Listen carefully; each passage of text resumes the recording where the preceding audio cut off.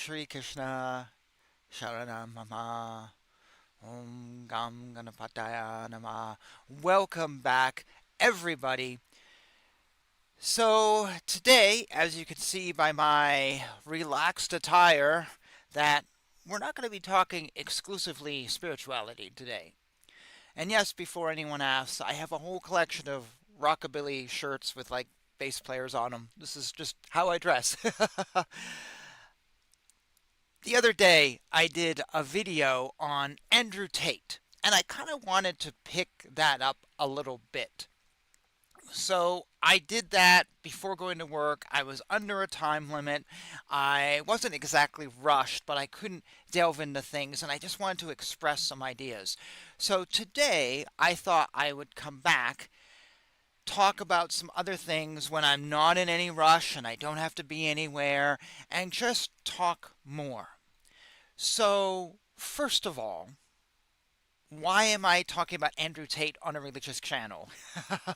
Well, I talk about a lot of stuff on this channel, matter of fact, and it's not always explicitly religious. Quite often, it's just kind of talking about ideas and having a conversation and trying to figure out the world and understand it better and maybe even get you aware of something in a way that you're not, or just thinking about something. I'm not saying that my idea is right, but I think sometimes we jump on ideas and we just run with them, but we don't actually think about them.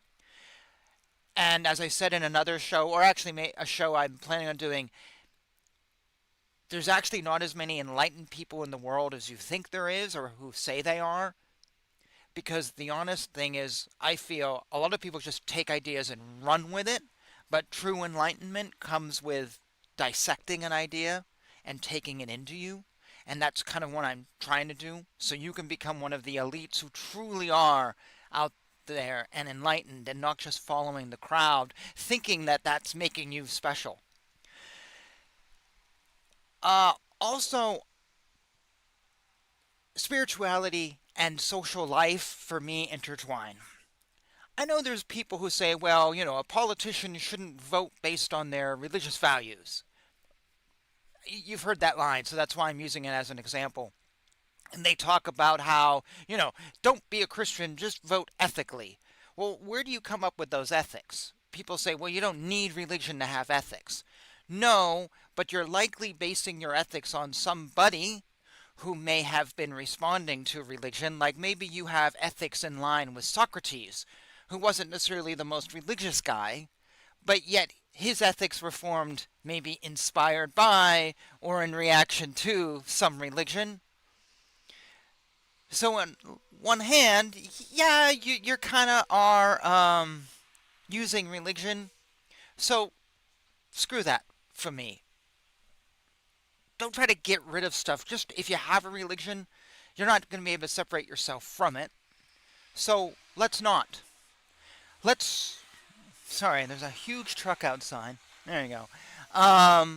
Instead of separating ourselves from religion and trying to be something else, let's just recognize the fact that it's a part of our life. We're working with it and we're going with it. And I know a lot of you who have written to me or you've put comments up have kind of said that, look, I want to be a responsible adult. I want to grow up and get married. I want to be a householder and a provider, but I also want to be religious.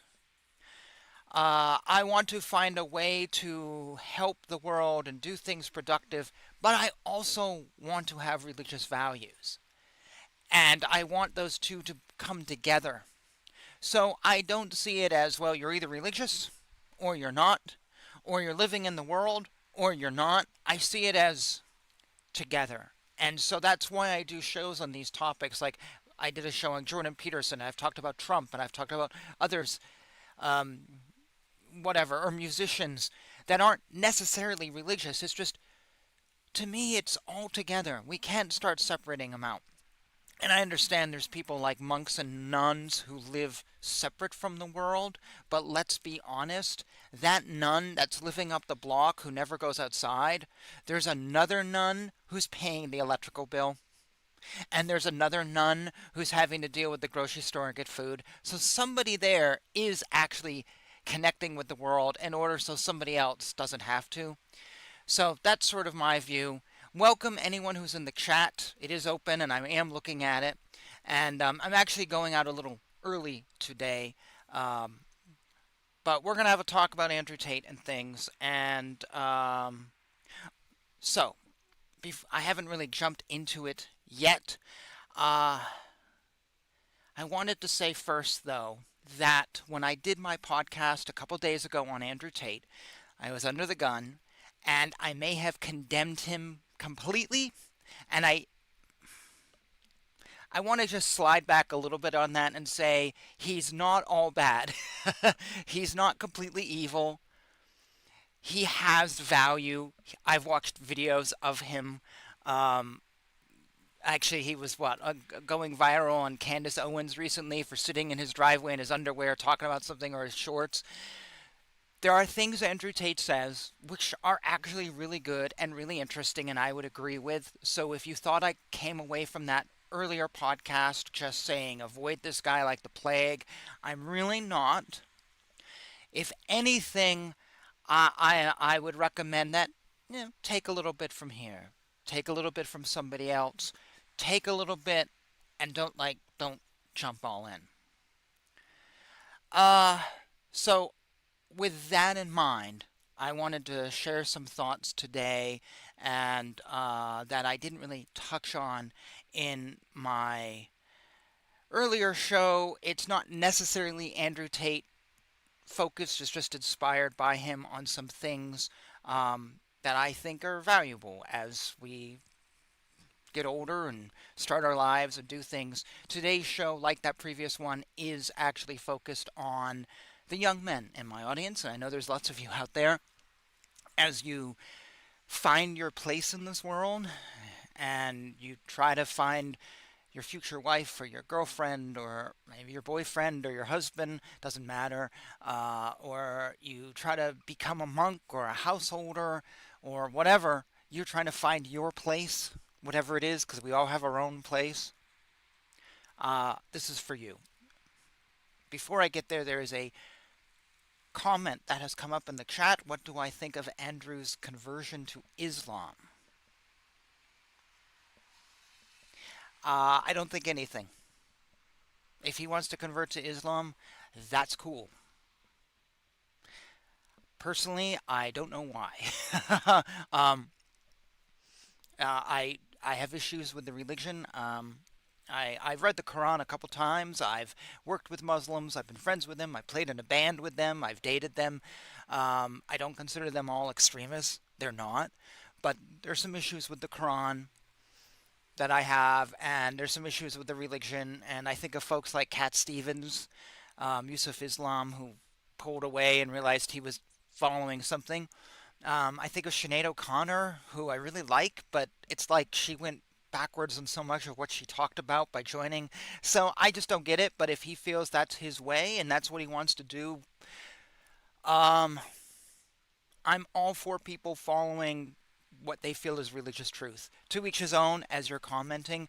I just don't get why you'd want to convert to Islam.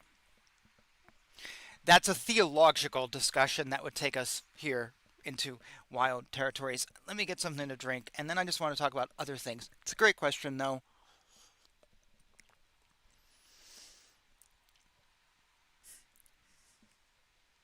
I kind of respect anyone who makes a big religious choice like that and says, I want to go here, uh, because unless they're forced, then it's not good. But if it's something they feel moved to do, that's a big decision, and it's fairly scary, and it can be life changing. So I kind of respect that. Um, I respect someone who does that, and they go their own way. because I know a lot of people, and I think of actual people I know, who don't kind of have the guts to ever break out of their comfort zone.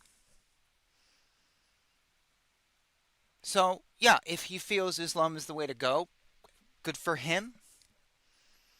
Um, you know, but I just don't get why he would go there.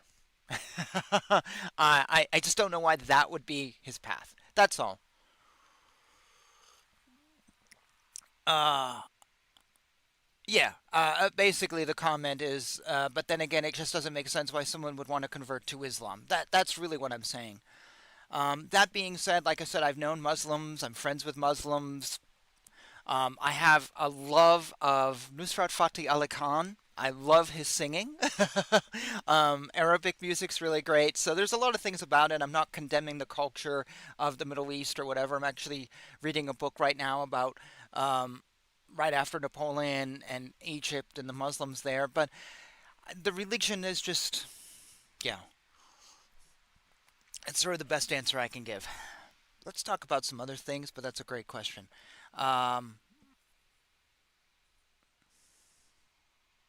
So there is a comment that's actually going to segue into what I want to talk about, and the comment is, for me personally, I think God should be something we can experiment with. That's a great thought, Rohit Kumar, and I agree from my own life. I've experimented with lots of things, good and bad.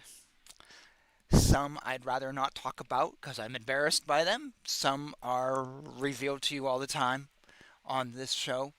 Um, I've traveled the world. I've done things, and actually I endorse experimenting. I think we should experiment, and this is where to return to my big conversation. Um, I think we should take Andrew Tate, take others like him, Jordan Peterson, whoever, take a little bit of that and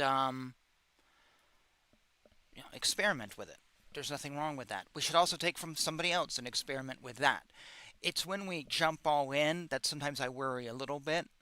Kind of like the comment that just came to me about him joining Islam. Okay, that's cool, but do you need to? Do you need to go all the way in? Could you not read the Quran? Please do. Read other books about Islam. Please do. And just sort of take what you want and then leave the rest is kind of what I'm saying here. Why not do that? That's what I think is the best approach. Um, so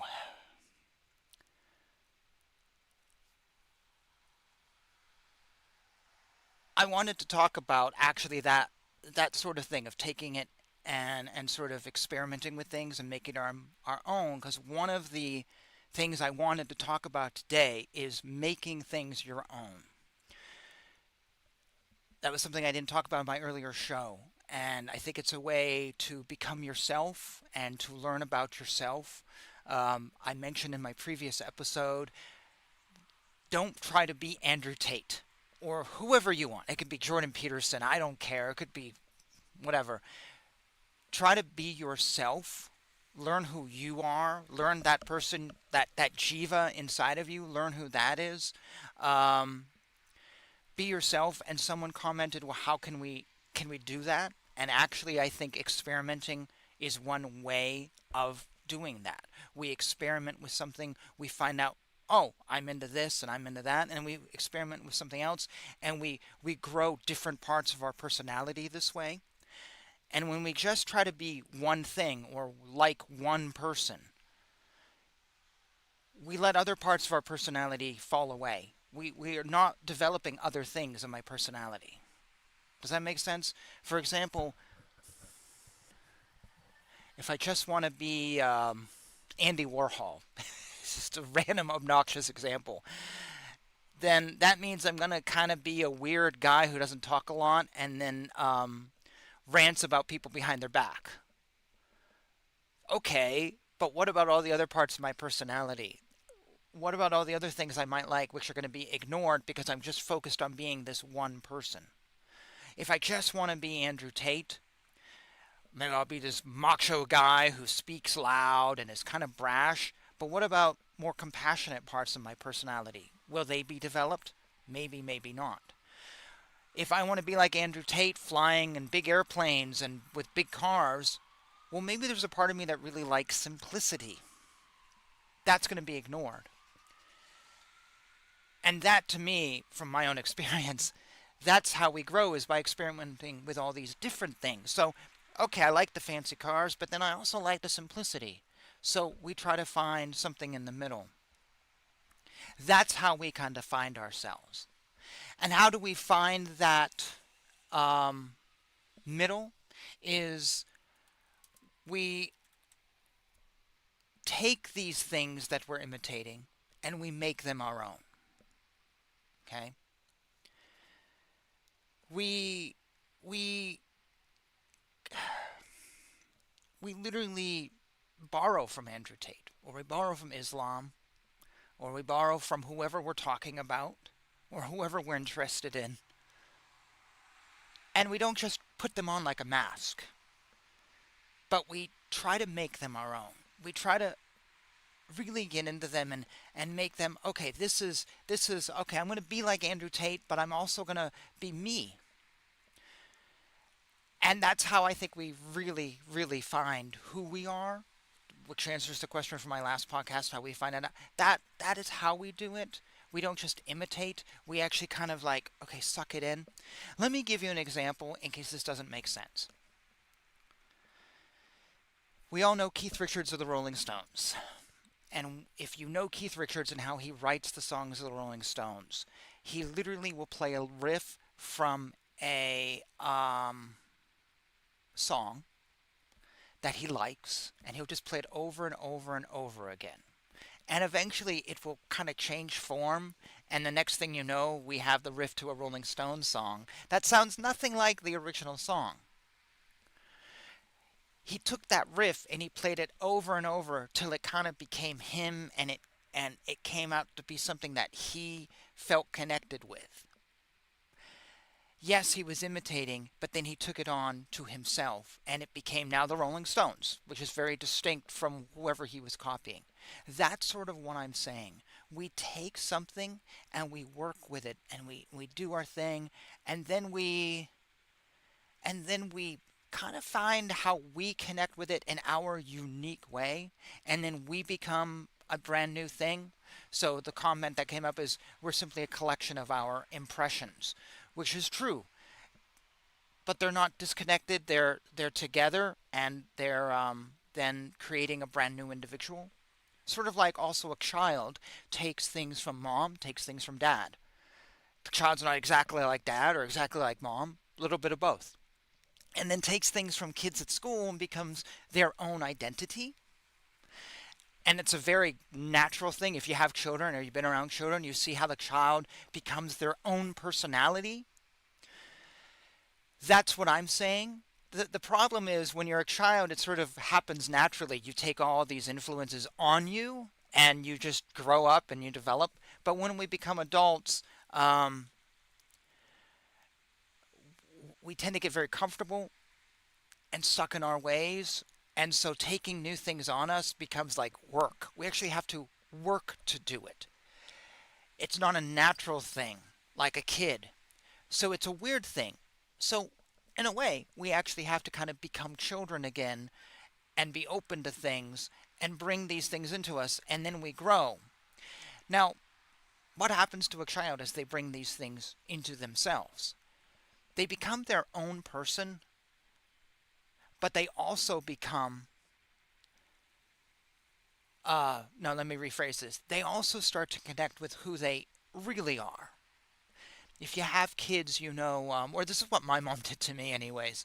She would say, well, oh, you really like this. So she'd push me in that direction. Okay, like I never got into sports, but oh, if you want to play sports, well, why don't you go out and play football with the neighborhood kids? I did it once or twice, I didn't care. Okay. And then she saw that I really liked drawing, so she like got me a notepad and some pens. And so for many years, up and through college, I was always painting and drawing.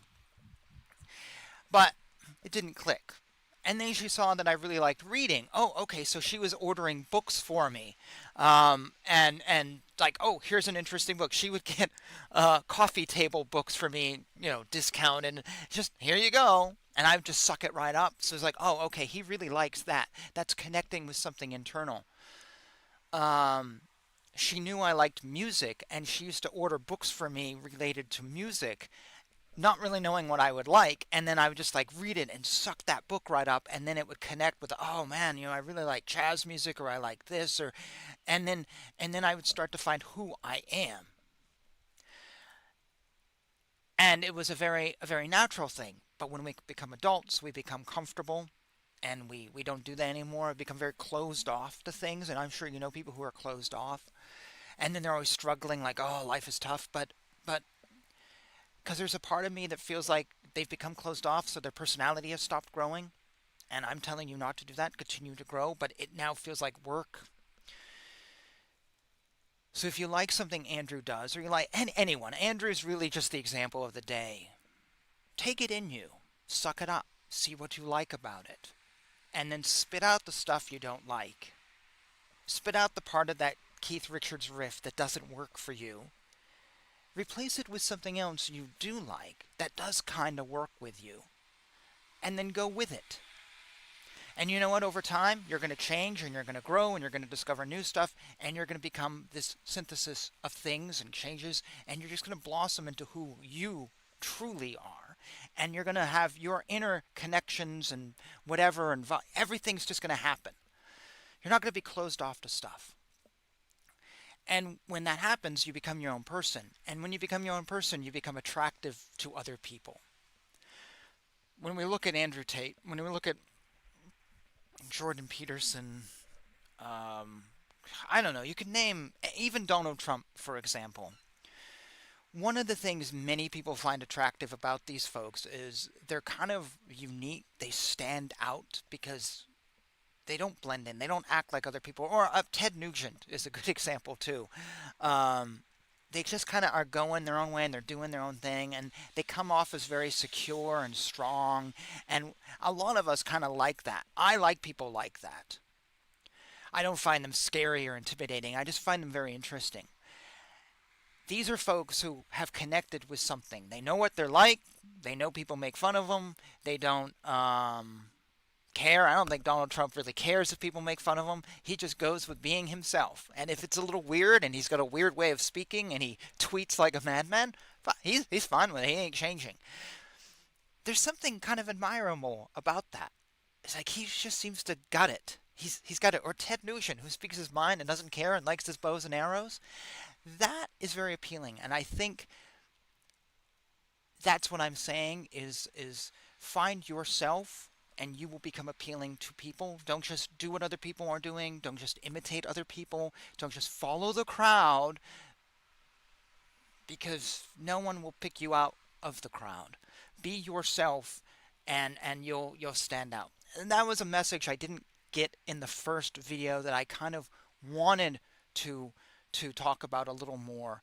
Be yourself. I have some notes here, if you'll excuse me. And as I said in my first episode, if you try to just be someone else and not put yourself into it, it will backfire. It will backfire eventually. You won't have, for example, you won't have the charisma of Andrew Tate, even if you have his lifestyle. Even if you try to act like him, it won't work. So you've got to find who you are. Sometimes I think the way of doing this is not to care what people think, only care what you think. Only care if you feel authentic.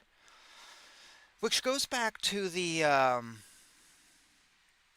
comment earlier about Andrew becoming Muslim. While I don't understand it, if he feels that makes him authentic, go with that. I would say go with that. Or Sinead O'Connor, if she felt that that made her more authentic and in touch with something, okay, I got it. That's what I'm endorsing. I'm not endorsing Islam, but it's whatever. I actually wrote something down. Have you ever told a joke that you borrowed from a comedian, and the comedian was really funny? It could be anyone, but when you told the joke, it just flatlined. That's what I'm saying. That's where we just imitate someone, and but it doesn't work because we're not them. There was a movie made a few years ago on the TV show Mork and Mindy with Robin Williams, and there was an actor in it who kind of looked like Robin and had Robin Williams' shtick just down perfect. But the movie bombed.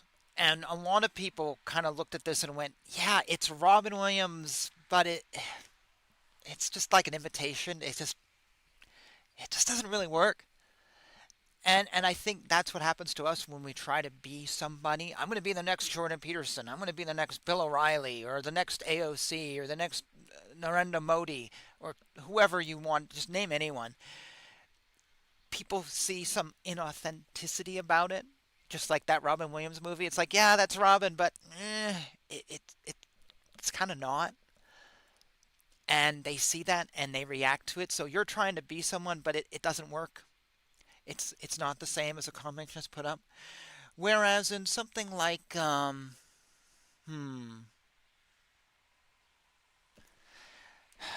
using all these pop culture references today, there was a movie about Elvis and Richard Nixon a few years ago. I think it was, what was it? Elvis Nixon? Was that the name of it? Something like that. Nixon Elvis? I forget now. And the guy who played Elvis didn't really look like Elvis. He kind of had the little creak thing and a bit of the voice. And he even said, I don't look like Elvis, but I'm trying to find that middle ground where it's me and it's not. And the thing is, the movie was actually really enjoyable because you got the essence of it. It wasn't a direct imitation that felt shallow. It felt like something new, and you could gravitate to it better than if the guy had just gotten up and done a really bad Elvis impersonation. Or Walk the Line, the Johnny Cash movie, which I'm a big Johnny Cash fan, and I'm watching this going, he doesn't really look like Johnny Cash, and he doesn't necessarily act like Johnny Cash. But it's almost better because this is an actor who's kind of doing what he can do, and he's being authentic to him as an actor and not trying to just imitate. And thus, I actually end up loving that movie, and everyone really loves that movie versus like the Mork and Mindy film where it's just like an imitation. So that's kind of what I'm saying. Don't try to imitate, just kind of make it your own, and you will come across better to people. I know those are odd examples, and if you haven't seen Walk the Line, you should.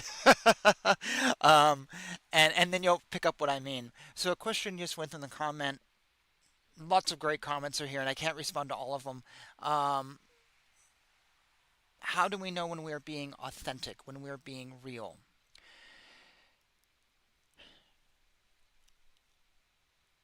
I would say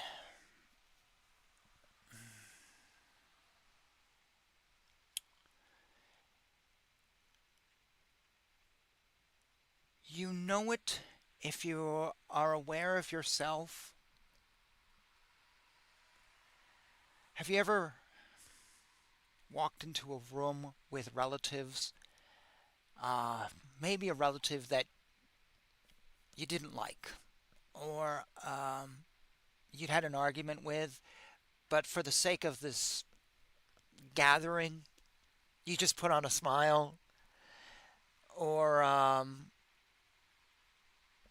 you pretend to act like everything's fine.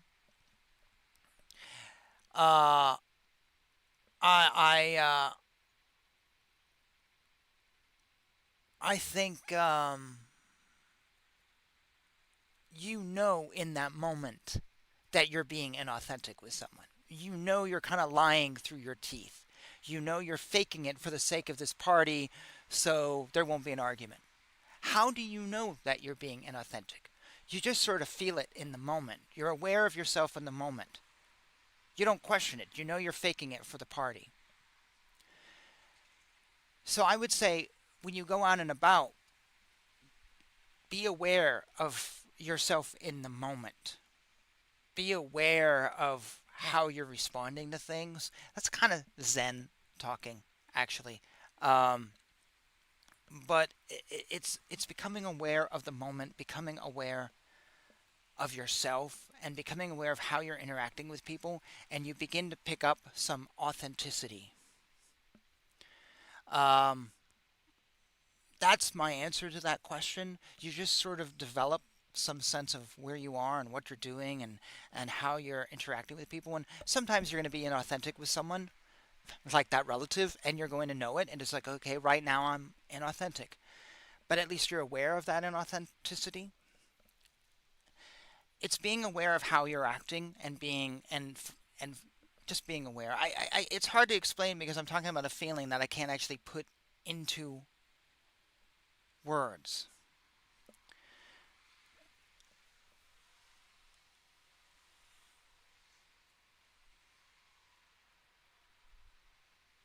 So,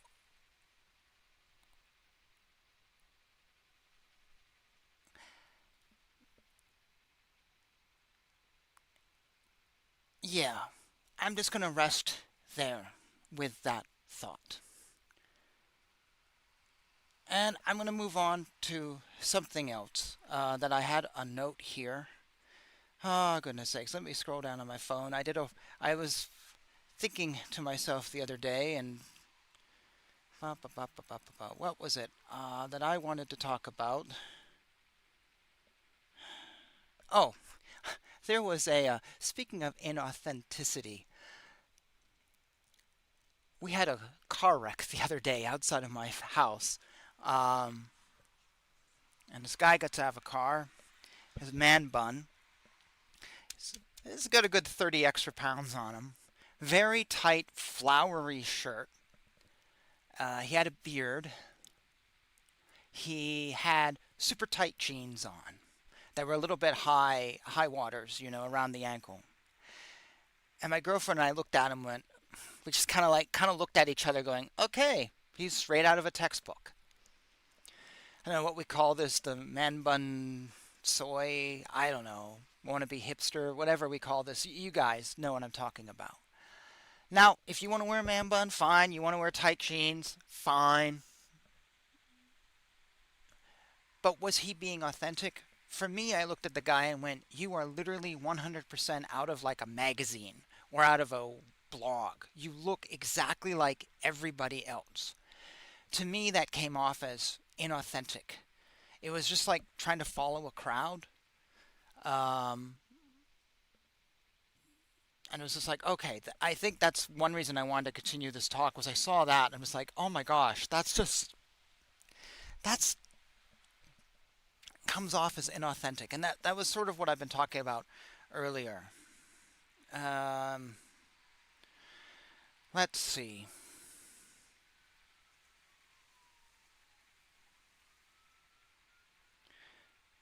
Oh, the other thing I wanted to talk about was talking about being interesting to women.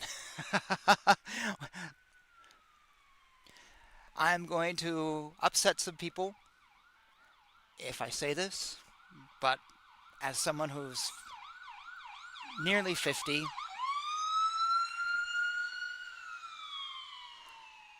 if you spend 6 hours of your day playing video games every single day, good luck finding a woman. I'm sorry. Hey, look, I like playing games sometimes, like when I'm watching TV and I'll be doing something else. But if your life is obsessed with just playing Worlds of Warcraft or whatever video game is out right now, you need a little bit more in your life. Because a woman is going to want someone who has things to talk about. And if all you're going to talk about is your video game, what are you giving to the relationship? A woman is going to want someone who may want to do things with her. And if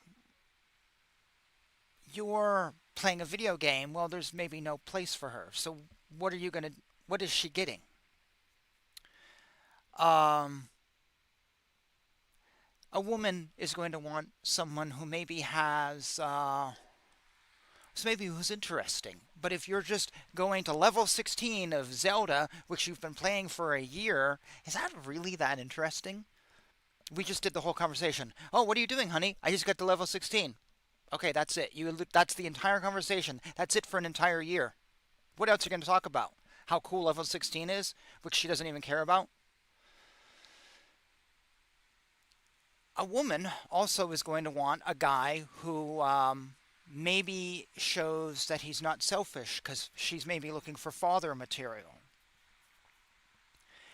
But if you're playing a video game for 6 hours a day or whatever, that's kind of a selfish act because there's no space for anyone else. It's all about you, and you don't seem to be really caring about anything. You're just. Why is she going to want you?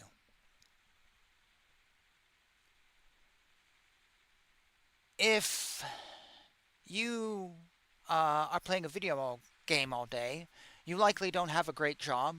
You're not expanding your mind. You're not showing yourself to really be getting out there doing things.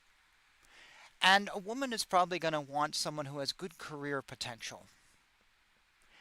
I don't know very many people who are able to get a good job because they got to level 16 of a video game. Actually, if you said that at a job interview, they would probably laugh at you. So, guys, if you're sitting there all day playing video games, you're not actually attractive to women. And if you're wondering why no woman wants you and you want to know why your career isn't going anywhere, what are you offering somebody? That's the essence. What are you offering somebody? So it actually goes back to what we already spoke about. When you're wearing a mask and you're trying to be somebody, you're offering an inauthentic self. If I'm sitting and playing a video game and I'm letting my body get fat and I'm unhealthy and I'm selfish and I'm not developing my brain and I have a bad career, I'm not developing my authentic self. I'm not developing anything. So the inauthentic self pushes people away because they see it's an imitation. The video game hound pushes people away because there's nothing they can connect with. So if you're struggling to get a date or a wife, put down the video game controller, people. I'm sorry to say that. And I'm not condemning video games. Actually, I can kick ass in Tetris. But I'll tell you how I did it. I was out of work for a while and I was in and out of a relationship and I was playing it a little bit at night. I hit like the top score on this particular online game and then I didn't touch it again for 6 months. I just like, I'm done with this. I'm not going to play anything else. And I just had my fun and I moved on. And that was it. So I'm not totally condemning them. But you need to think about what you're offering to people. So if you're complaining no one's connecting with you, you're not getting a job, think about what you're offering. You're not offering much. If all you're doing is sitting droning on about a video game and that's your life, you have nothing to talk about. You have no interest. And if you're just regurgitating things you hear on the news a little bit of the day, guys, stop this. Stop this. Move on. Don't make this your life. Alongside with that, I also want to say, don't be lazy. A person who's to play a video game all day is a lazy man. Is that really what a woman wants? A lazy man in her life who's selfish? You can do better, guys. I'm sorry to say that, but this is the truth. I want you to do better because I want you to be successful and happy and guarantee that you'll be way happier. Let's turn the picture around. I know the girl. She's 39, 40. Not ugly. Very thin. Long hair. Very attractive. She's kind of sarcastic, but, very intelligent. She, can hold her own in a conversation. Fairly decent looking. Okay? So you're not going to be, this is someone you might want to be into. But she hates everything. She hates sports. She hates men who play sports. She hates going to the movies. She hates any animal other than her dog. She hates going out to eat. Actually, she hates going out. She hates people. She hates conversations. She hates being around people. She hates doing things. She hates hanging out with the family. She literally hates vacations. She hates everything. She sits and watches movies and TV shows all day long, and that's it. Just click, click, click. It's just grown up. Sleeps till noon on the weekends. Doesn't do anything, and talks about how she's depressed all the time. Guys, do you think this is a girl you'd like to date? Oh, she also hates sex. This is someone I know who just came right out and told me this. Is a girl you're lining up to date? Is this someone? I mean, if I showed you a picture of her, you may be like, "Oh, she's really cute," but she hates everything, and she literally, if she sees a guy on a dating profile, because we were talking about this a few years ago, and he's like into kayaking, she just goes next, not interested, not interested. And she says, she goes, well, if he goes kayaking, I'm not going to go with him. If he wants to go to a game, I'm not going to go with him. I'm just going to stay at home. Is this a woman that you want in your life? Yeah, no is the correct answer. I hope it's the correct answer. So reverse the picture. If you're that person who doesn't offer anything, like she doesn't offer anything, why do you think a woman would want you if you don't want that in a woman? That's kind of what I'm getting at. It's like, if you look at a woman who's very attractive, you're like, oh, I'm really glad she wears a nice dress, or she buys some nice dress and she makes her hair look good. Oh, that's so nice. And you wear the same clothes that you've worn for a year and you never bathe. Why would why would do you think she would like you? If you want someone who looks good, why would she want someone who looks like a bum? Think about that for a second, guys. I I'm telling you, if you look like trash, you're not going to be attractive to someone no more than this girl I just described is going to be attractive to you. So don't be lazy. Get out of your chair. Start doing things. And I'm going to tell you, people will like you, and you're also going to feel great about yourself. You'll probably have more career potential, or better career potential, maybe. You might have more friends. You might get out there. You might do things. Um, and you're also going to start connecting with things in yourself and discovering things in yourself that you may not know. Playing a video game all day does not bring out your inner being in any way, shape, or form. The Legend of Zelda doesn't connect with some primal Jiva inside of you that goes back to whenever. I'm sorry, guys. So I wanted to give this advice out just because I see a lot of you sort of struggling. And this is my perspective. This is my opinion. I might be 100% wrong.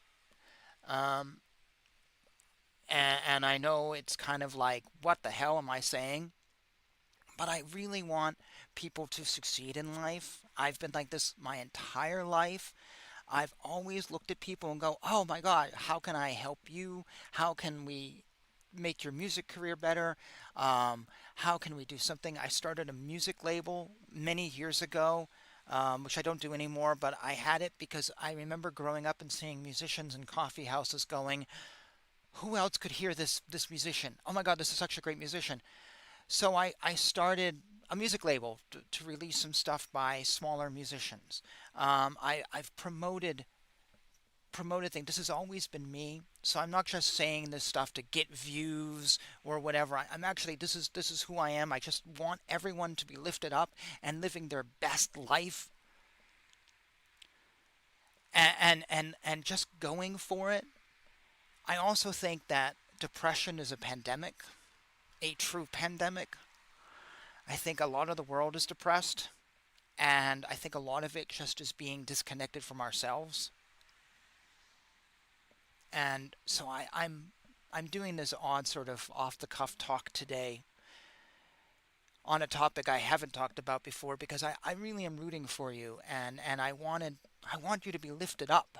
And maybe nothing I'm saying is of value. You could say I'm faking it, whatever. I've had a comment put up that says I have Ganesha in the sidebar here, and so I must be faking it because Indians don't do that. Well, the reason I have Ganesha is because I like Ganesha, and I wanted to put something there. What do you care what I'm doing? I'm being authentic to myself. I like him. I wanted to put him up. He's inspiring to me. Some of you might be watching this and being inspired by it. So the comment criticized me for well, I'm faking it because Indians don't do this. I don't care. I don't care what Indians do. I'm being authentic to me and what I like. I also wanted to change it up. I had Krishna in there and decided to change. I don't care. I like Ganesha. I like this. It's nice. And also, as I'm doing the video, I see Ganesha in front of me, and it inspires me. I'm not trying to imitate an Indian.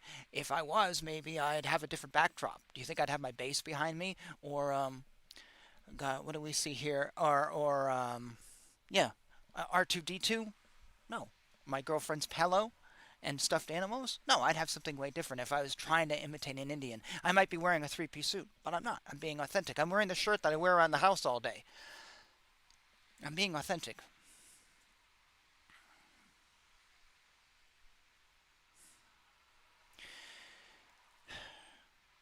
So I'm going to give two examples of two more people I know, and then I'm going to respond to a comment that's really good here.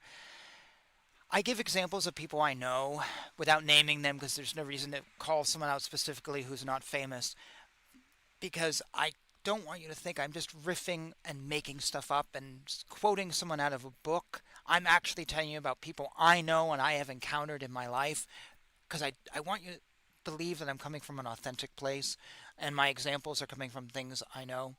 I knew this construction worker. This goes back 20, 25 years. He was an acquaintance of mine. I'd see him around. We used to drink at the same bar. And I was in this coffee house once that I used to hang out in college, and we were there. He was there, and a few other people who I knew were there, and it was a small town in Washington State, just north of Seattle. You know, drinking coffee was like what we did back then. And I remember I asked him, I was looking for someone in town who I thought had moved, and this guy had, and my construction worker acquaintance was like, "Oh, I've got his phone number." This is pre-email. He's like, "I got his phone number if you want, and you can reach out to him." And I said, "Yeah, I think I changed phones and I don't have the new number." So this construction worker lived upstairs in the building where the coffee house was. So he was like, "Well, do you have a few minutes? Let's run upstairs. I'll get you the number." And then I had to go off and to work or to school or whatever. So I said, "Sure." So we ran upstairs to the apartment. Small apartment, one room, super tiny kitchen, like one person could stand in it, and then a bedroom and a bathroom. And I remember walking in. He had a TV on a table, a chair right in front of it, and then another chair. And that was his entire living room. Nothing else. And I saw walking by he had a bed, and I don't know what was in the bathroom. I don't know what was in the kitchen. And he pulled out a laptop that was next to the TV and looked something up and gave me the number. And, we talked for 5 minutes, and that was it. But I just saw this house with nothing in it other than a chair and a TV. And I began thinking about this after I laughed. Like, what is that? What is going on with this guy? He's like in his 30s, like, I think. And I started thinking about conversations we had, and I realized that this guy never really had anything to talk about. Whenever you'd be in a conversation with him, he'd be like, "Oh yeah, that's cool." And that was the extent of his contributions. Or he'd be like, "Oh, have you seen this on TV?" Yes, no, it didn't even matter. And I realized over time, and I would, like I said, I saw him at the bar that I used to frequent, that his conversations were all based on TV and movies, and that was it. And I think a little bit later, I even mentioned a book. I was like, "Oh, have you read this book?" I was kind of poking him. And he's like, "Oh, I don't read." I was like, "Okay, yeah, that's what I figured." And I remember at some point that he had been complaining about not being able to get a date. Just no one was interested in him. After seeing his house, yeah, who would want to live with someone who literally has nothing and just sits in front of the TV and watches TV all day? Like, yeah, okay. That's just like so not interested. I mean, imagine if you met a girl, you walked into her house and all she had was a chair and a TV. And maybe she's not even that good looking. Would you really want a relationship with her? Oh, well, there's another chair for you so you can both watch TV. It's just like, man, that's just not. I don't know. Just I've always thought of that, and like I don't want to be like that. A comment came up here. Um, I feel like you were describing a real life zombie. Yeah, and that's kind of what it feels like. Don't be a zombie. So there's a really great comment that I wanted to respond to. This is a total off the cuff afternoon, folks. Thank you for joining me. Riffing on different things. There's a really great comment here, and there's actually a lot of great comments that are coming up, and I'm apologizing now for not being proactive in the chat. I'm reading it. I'm just also reading my notes and wanting to get things across, but there is an awful lot of great comments here, and if you're going to want, and for those of you watching this afterwards, check out the live chat. Maybe when I'm done with my few points, I might go back and hit some of them. But this is a good one. It goes, do you think that suffering is basically the default mode of human beings?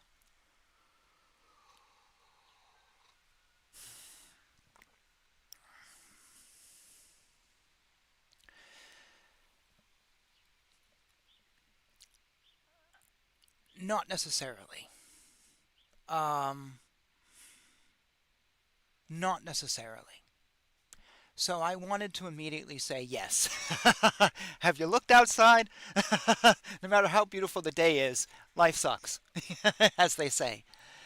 But another part of me, I flashed the my head. I thought of the Srimad Bhagavatam, and I was like, no, I don't think so.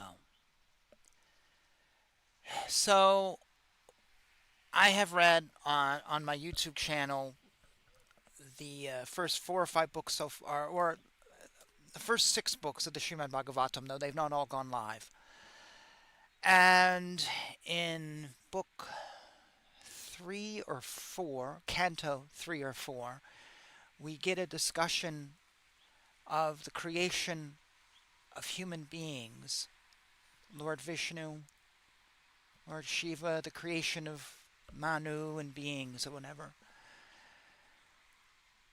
And when I recall that canto, and it's been like a year since I read it, so I'm sorry for not quoting actual verses, I don't get a feeling of Vishnu is creating a world and we all must suffer out of that. I don't get that feeling, like the purpose of us is to suffer. And I also don't get out of it the Christian point of view where life was wonderful and then we ate an apple and now we all are screwed. I don't necessarily think humans are meant to suffer. If we think about the Sanatana Dharma creation story. But I think we are all in a world of Maya, whether it's Maya created from us or outside or something in between us and God and whatever. And I think Maya causes us to suffer. I was talking to someone the other day who reminded me about these yogis in India. Maybe, yeah, yogis, is a fine word for the moment, who seem to be beyond suffering. They're in a state where when they're not bothered by things. So they've moved beyond that. If you believe these yogis exist and you believe that they're actually in that state, they've sort of then gone beyond that. But they're still human, right? They're still in the body. So then I wouldn't think that maybe suffering is not necessarily the default mode of human nature, to return to the comment. It is sort of a mode that we are stuck in. but it doesn't have to be our default mode. And it's not the mode that we were created in. I might be trying to have my cake and eat it too in that answer. I think of people around me who seem to be in the default mode of suffering and misery. And then I think of other people who just, they toss things off. They don't really seem to be stressed out. I work with someone who's just like the happiest person you've ever met. And she's got like bad health problems. Little bit verging on disability. I worry she'll be in a wheelchair someday. She's got some major health problems. She was out of work for like a month recently, and but yet the smile on her face, it's the biggest smile you've ever seen. And she's the nicest, most caring woman who will help you with anything she can. Even if she physically can't help you, she will be there to help you.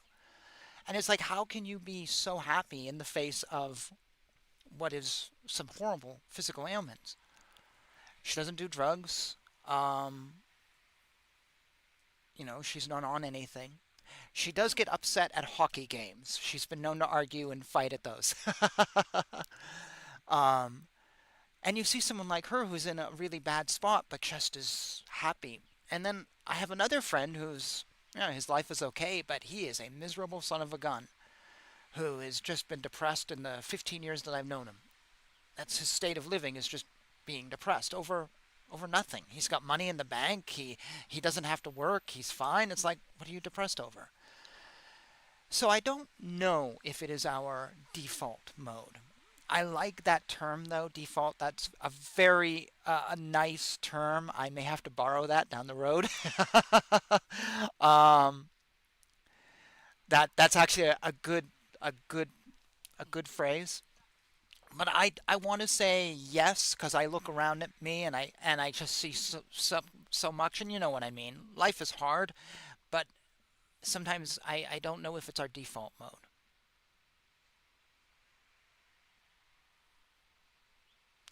As I do think, as I already said, depression I think is a pandemic. I think it is a real pandemic. I think a lot of people are depressed. I think some of it is our own creation. I think some of it is big pharma and people kind of like, well, and pushing drugs on us. But I don't know if it's our default mode. So let me just see here if there was something else I wanted to talk about. Actually, it looks like I've gone over all the things that I thought about the other day. Um, I elaborated on all the points and a few others that I didn't know I was going to hit on that I wanted to touch on. Um,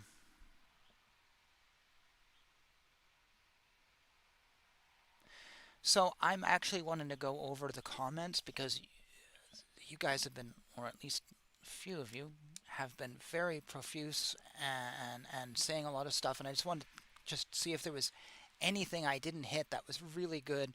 Um, oh, let me see. There's just there was a comment earlier about not a lot of space to work in Islam, and this was talking about, we were talking about men and women at the time, or I was talking about men and women at the time. And we were talking about experimenting with things, and there's not a lot of space in Islam to work with. And yes, that is 100%, in my view, that's true. For certain parts of Islam, if you're living under the Taliban and you're a woman, you really don't have much space, let's be honest. So that's why I wonder about people's conversion, and this comment's exactly in the same line of thought that I was earlier. Like, why would you convert to Islam, which seems very restrictive, where you have to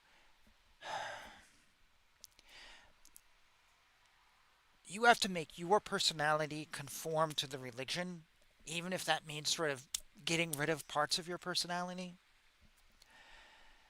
or stopping doing things which seemingly to most of us there's no reason to not do those things.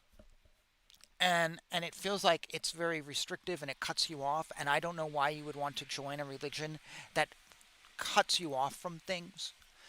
Now, having said that, in Sanatana Dharma, it has been endorsed that you should be a vegetarian. Okay, we all know this argument. Now, if you are a meat eater and you like your sirloin or your pork chops or your lamb, whatever, buffalo burgers, um, you may feel moved to not eat that. And one could argue that it's now you by joining and becoming a part of Sanatana Dharma, you're cutting off that interest of yours, and that would be fair to say on a logical level. The thing is, for me, Sanatana Dharma is saying become a vegetarian, not to make you oppressed, not to make you suffer, but because being a vegetarian is healthy for you. It really is way healthier than eating a steak a day. Whatever Jordan Peterson says, I think it's healthier. Also, it promotes kindness to animals. It stops killing of animals, which are human beings, and if you believe in reincarnation, you could be killing your own relative. Why would you do that? And there's other reasons too. So it says to you that you should be a vegetarian for your welfare, but there's a lot of things here that sort of go beyond on you. It's becoming a vegetarian is trying not it's getting beyond some sense of selfishness. Okay. I'm drawing some broad generalities here just to make this example. Whereas in Islam, in Afghanistan, the rule is, well, over the past few years, women ended their schooling. We know that women can't go out in public on their own. They have to wear a hijab or be completely covered up. I've read, I don't know if it's valid there or not, that women can't associate with men who are not their relatives. And sometimes I look at some of these rules and I go, that's oppressive. Saying to a woman she cannot leave the house alone, to me, is oppressive, because I look at women who leave the house all alone all the time, and I don't see harm being come to society. Actually, I see benefit. And I don't see women leaving the house alone as some selfish act. So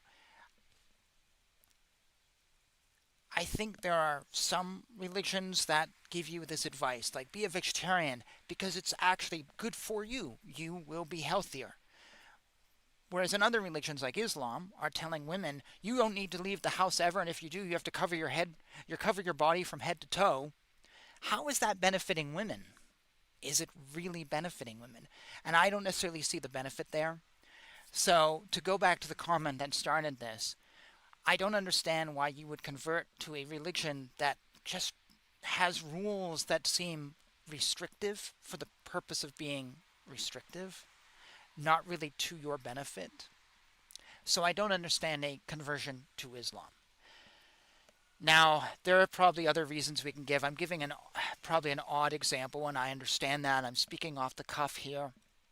I'm just trying to make a demonstration of a point. Hopefully that demonstration was made. I had a comment here to go back to the comments. Where am I from? Where am I from? I'm from Portland, Maine. I am a 13th generation Mainer, which means I go back to the Massachusetts colony. But when I was 8 years old, my family left, and I've lived in North Carolina, San Francisco, Seattle, another place in Washington, Osaka, Japan, Budapest, Hungary, New York City, and then I came back here to Portland a decade ago because my parents retired and I wanted to be closer to them. And I was out of work and in New York, and just things weren't going so well. This was just a place doubt I'll be here for the rest of my life.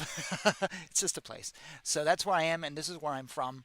I was born a mile up the hill, and 2 miles or 3 miles that way was my original house, sort of thing. But I've traveled all around and spent most of my life away. My grandfather was a lobster fisherman, and you hear about the lobster fishermen of Maine, and that's my family, and I'm related to hundreds of people actually, just a huge New England family that goes back. Um, let's see, what else? Other comments. There was a nice comment here that said, "The love Christians show for Christ really something to behold." And that followed up when I was talking about how I kind of admire people who do commit to something. I admire that, even if I disagree with this person. And I brought up the example of like Ted Nugent, who speaks his mind. Yeah, I don't agree with everything he says. I read his wife's biography, though. Matter of fact, it was okay. I like one of his albums. If you know the song Fred Bear, I love that song. It's got a great da da da da guitar riff. But I've listened to like a lot of his albums, and I don't really like them. I did see him in concert, and it was phenomenal, though. So he's a great live act.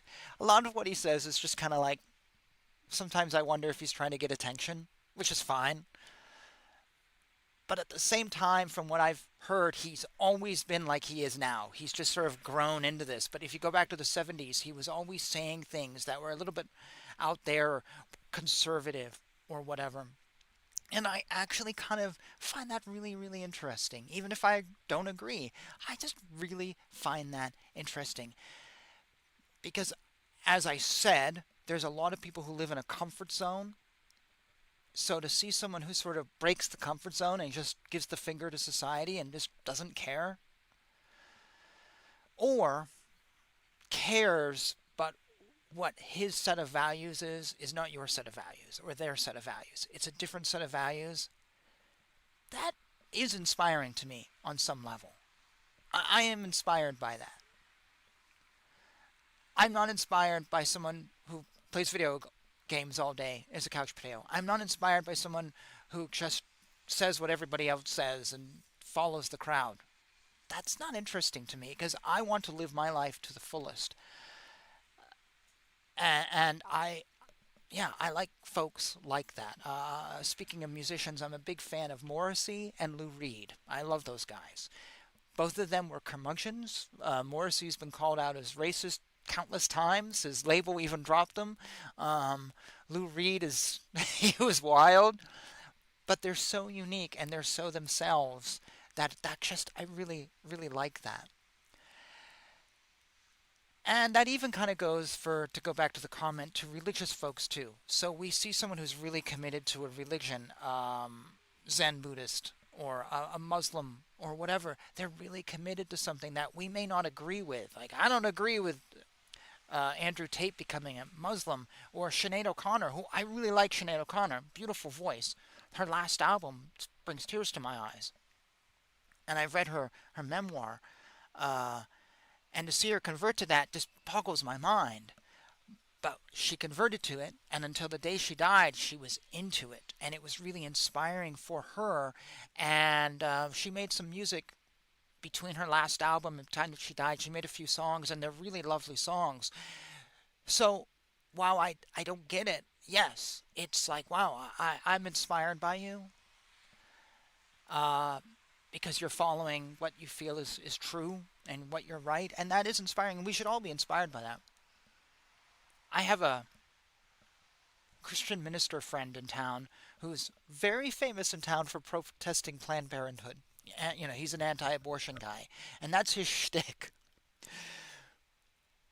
People hate him, like viciously hate him in town, and the cops are always being called on him. But he's actually a down-to-earth, super decent guy. We had lunch like a month ago, even, and I'm inspired by him, and that's one reason I've been friends with him for years, because I don't agree with him. I think standing outside protesting Planned Parenthood doesn't really do much. Everyone just goes to the hospital down the road for their abortion. So, and it just makes enemies where you don't need to. But I'm inspired by his commitment to Christ and to God, and he knows everyone hates him. Him and I joke about how he's like a Nazi, and people call him Satan, but he doesn't care because he's committed to his truth and he's living it and he's raising a family, and I find that very inspiring.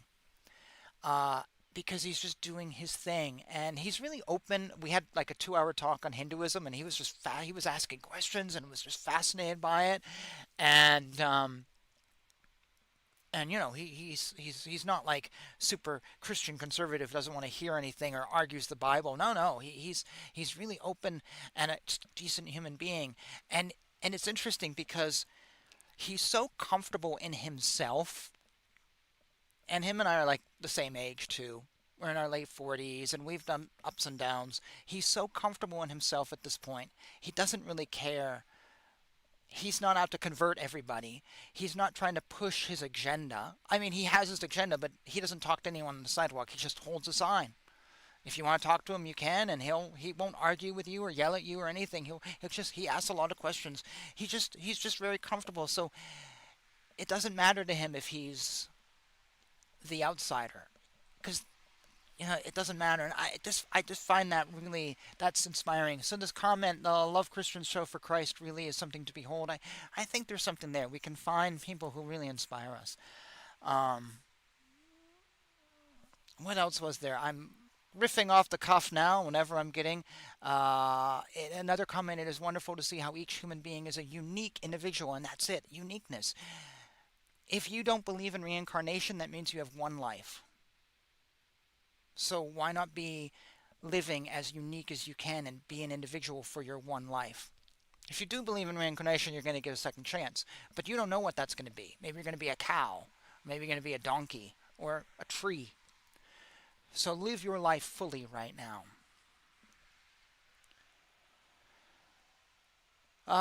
There was another comment here. Do I think that Andrew Tate has had an overall good impact on Generation Z and other generations? That is, well, I'm Generation X. I'm the tail end of Generation X. And I look at the generations after me. My girlfriend's the next generation. And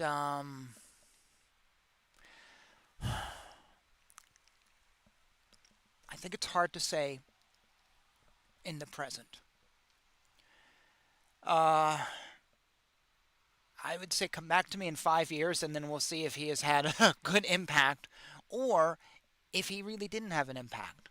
If the generation that learned from him sort of moved on and just kind of went, yeah, whatever, and they put it behind them, or put him behind them, and it meant nothing. In that case, I'd say like, yeah, whatever. I, I, has he had a good impact? Hmm.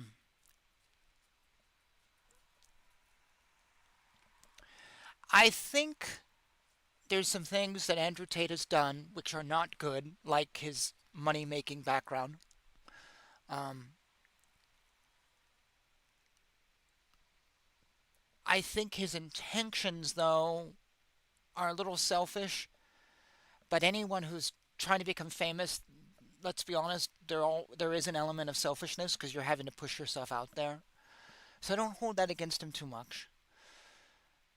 I think a lot of his intentions are good. So I do think he is trying to have a good impact. I think he is actually trying to contribute positive things. Is he doing it? Which is the question that was asked to me. And is he having a good impact?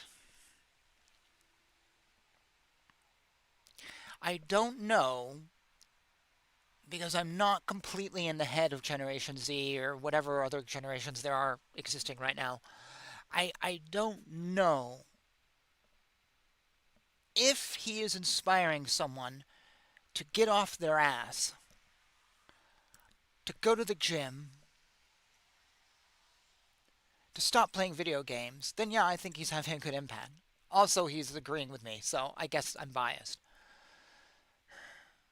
But if he's inspiring someone to do something negative in the world, maybe to pick up a gun and shoot somebody, then I'm going to say no. He's not. It's backfiring on him. So I almost want to say it's a case by case basis, but we're talking about many men out there, hundreds and thousands and millions of men who may be interested in him. I don't know what his followers are like. So it's kind of hard to look at a case by case basis. So I have to speak in stereotypes or broad generalities. And in that case, I actually don't know if he's doing good or not. I don't think his intentions are bad. I really don't. But there is a point where maybe he can start to be a detriment. I don't know. Come back to me in 5 years. I don't personally like him. He puts me off. Uh, while he may have some things which aren't completely negative, I said this at the very beginning of the show, there are some things he said which are actually good. I'm not condemning him. I'm just using him as a foundation to spin a conversation off on. I don't personally like him. I find him cringy. I find him pushing things which actually could work against his good intentions. So he's telling someone to do something, and even though, yes, maybe it's a good message, that person doing it might backfire, and then it just makes their situation worse. I think there are better role models than him. To me, he feels like somebody who is compensating for something, or had a really bad childhood and is now trying to make up for something. I don't really know much about his background outside of the women and moving to wherever he's, Turkey or Romania. And he is a self made man. I give him that. But he comes off. I I don't know. I get a bad vibe off of him. So, uh, there was a question asked: do you watch New Thinking Aloud? I don't know what you're talking about. What is that a TV show, or is the comment didn't come up right? There's another negative comment to me here, and I'm going to respond to it because I'm happy to respond to the negative comments. Who puts a whole religion as a channel name, really looking out for numbers and views from those South Asian audience? Huh. So someone is dumping me because the name of this channel is Hinduism and Current Events, and then my spiritual name. I'm going to be honest with you right now. Why do I do that? Because the theme of the channel is actually Hinduism and Sanatana Dharma, or that is laced underneath the channel in some way, shape, or form. If I put current events, that's not going to bring people to hear who I want to speak to. So I put the name of the religion in the channel so people who are of the same mindset can find me. Come on, dude. If I called this show Talks About Buddhism, would you dump on me? Well, why are you putting Buddhism in the name? Come on, this is how all YouTubers do stuff, dude. We put stuff in the name of our channel that makes people go, "Oh, I want to watch that channel because it's on a topic that I'm interested in." Or should I just have a gibberish name like The Bonkers Show? Come on, man. As for looking for numbers and views from those South Asian audience, yeah, about 30% of you are in India. But I get a lot of views from Australia. That's not in South Asian audience. I get a lot of views from America. That ain't South Asian. Also, I don't like the term South Asian. I like saying India or Bharat. I really like the name Bharat. I don't like using the word South Asian, dude, because you're kind of saying, well, South Asian, it's just all Asia. Let's differentiate. There's a huge difference between someone in India and someone in North Korea. You don't look the same, you don't talk the same, your culture is completely different, and yeah, you may share Buddhism and Hinduism might be related, but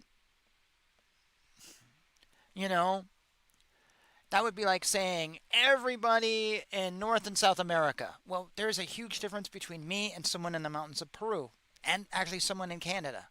Actually, there's a big difference between me and someone in Seattle. Come on, man. South Asian? Why don't you just put Oriental or something? That's such a. We're better than this. We don't have to be DEI or whatever, but we can at least recognize that India. As for views out of China, I don't actually think I get many. Okay, and critiquing me for putting the religion in the name, whatever. I'm putting it there so people can find me who are interested in what I might have to say. Come on, dude. What's up? I already mentioned how I put Ganesha up in the stream, so yeah, whatever. Do better in your insults. Bad insults are actually a pandemic. People, we need more creativity in our insults, folks. Just, critique me for something that actually I want to give brain cells to. Um, let's see. I'm just going scrolling through the comments right now. Let me see if there's anything else here that is of interest. Um, there's a lot of great comments. Let's see.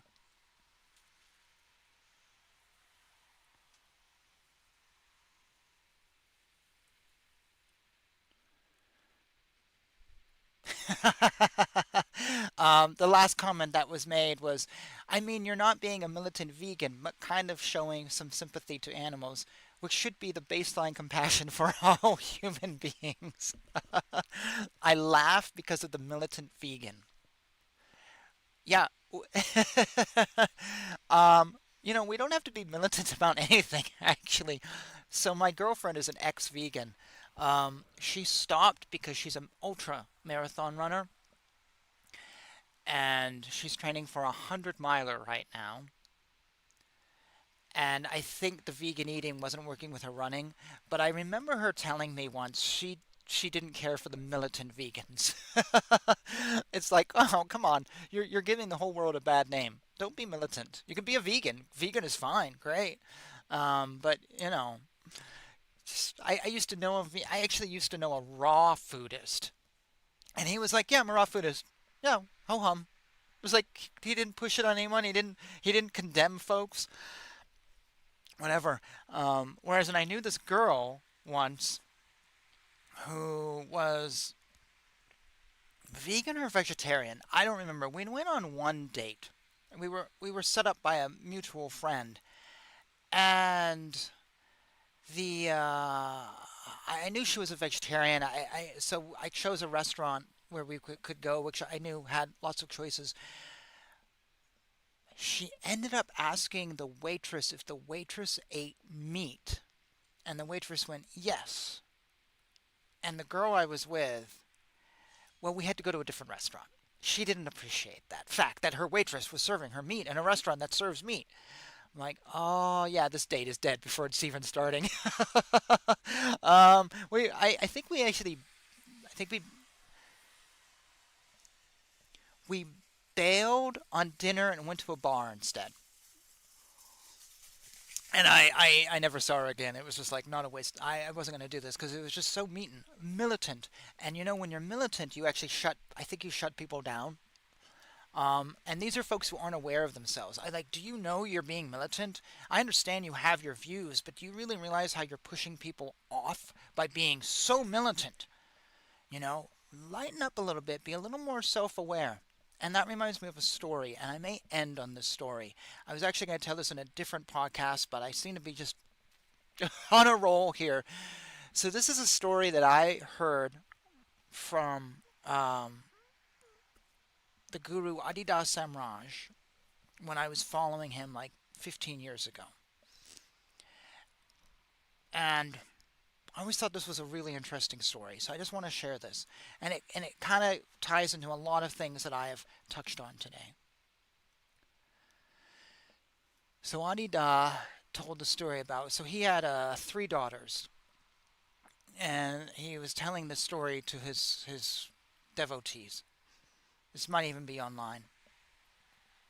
And so he was talking about how he was meeting years earlier with some of his devotees when one of his daughters and maybe some other kids just ran right into the room and just took over the room. All the attention went on them for whatever their needs were. And he said that was a learning moment because what he told them was stop and examine the room before you come into it. Or look at the room before you come into it.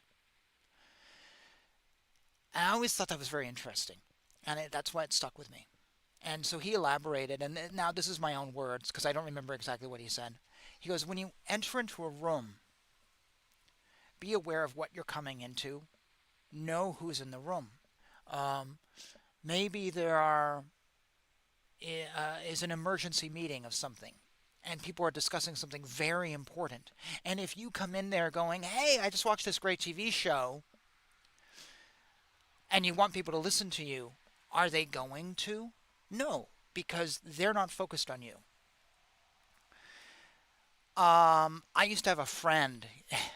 I remember getting this quote from Adi Da and then thinking of my friend going, oh my God, my friend is, he goes into every room and becomes the jokester. He just has to tell joke after joke after joke. No matter what is being discussed, joke after joke after joke. And he comes into every room and right out of his mouth, boom, boom, boom, boom, boom, boom. Look at me, I'm Groucho Marx, just going at it. And he puts so many people off, and he really ruins the spaces he's in because he doesn't look at the room before he goes into it. He always goes into a room thinking, well, I'm going to go in there and be entertaining, but maybe that's not what the room needs right now.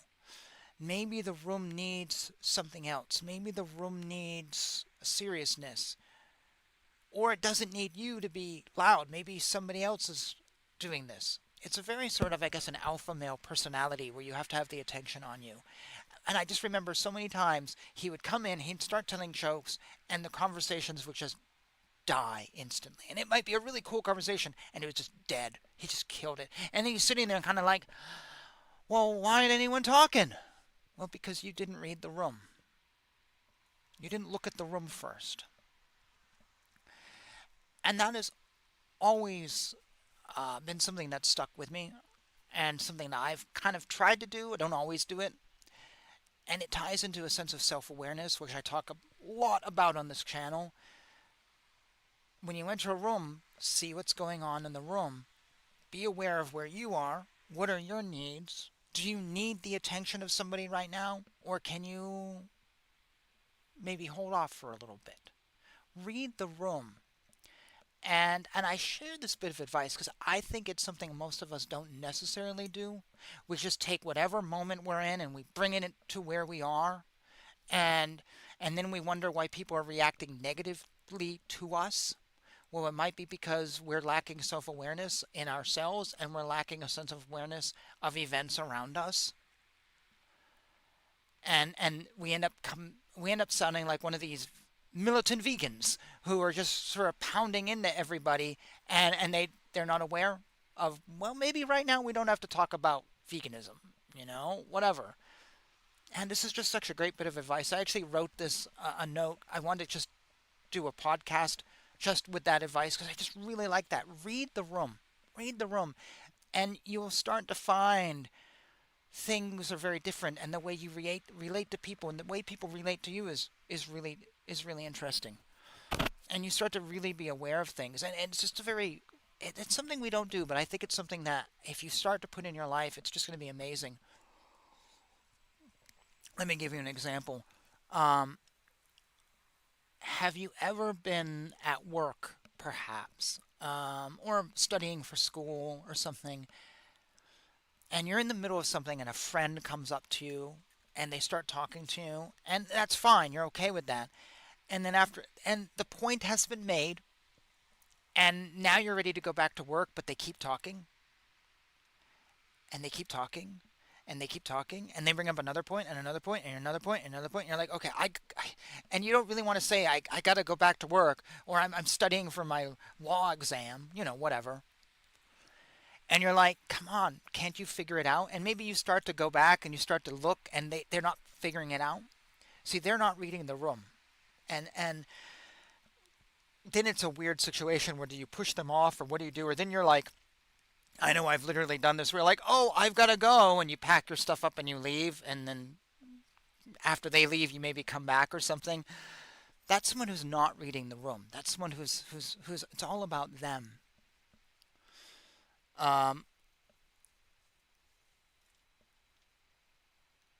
We see people people on the street who maybe are mentally off, and they'll come up to you and they'll start conversing, and then they talk on and on and on, and you don't mind. They ask you for money, fine, but then they start going on, and you feel really uncomfortable, and you want to leave, and you're like, why can't this person see the conversation's over, and can't they move on without me telling them to? And we think to ourselves, God, that's a crazy person who's not moving on right now. They need to move on. They're not getting it, that they're not welcomed here. We call them crazy. But what's the difference between them and someone who storms into a room and then starts telling jokes? Is that person crazy? Well, we wouldn't say they're crazy, but there's a fine line here between them and that and these other people. I'm slowly getting off point, but I just wanted to share that story. I thought it was a really, really good story. Sorry, there's a breeze blowing outside. It's actually a nice day. So I've hit a bunch of topics today, a bunch of different things. Hopefully, some of it is valuable. Hopefully, some of it has been of interest. I just really wanted to expand on some ideas that I had before. These are issues that I see, and they were just on my mind. And just having a good chat. So I think that makes this a good time to close shop. And if you like what I'm doing, thank you. Check out my other videos. I'll put out a show at least once a week if you're new to the channel. Sometimes more. This week's been very busy. If you don't like what I'm doing, well, fine. I'm okay with that too. If YouTube is not your thing, you can check out this show on other forums. Live shows go up on BitChute and Rumble and Spotify within like 24 hours after the fact. And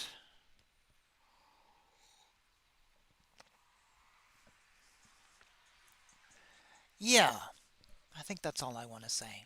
So I'm just going to say thank you for joining me. Thank you for the great comments. Thank you to my critics. I'm have no problem responding to you. Just be more creative next time in your criticisms of me. And I actually don't care. It means nothing to me.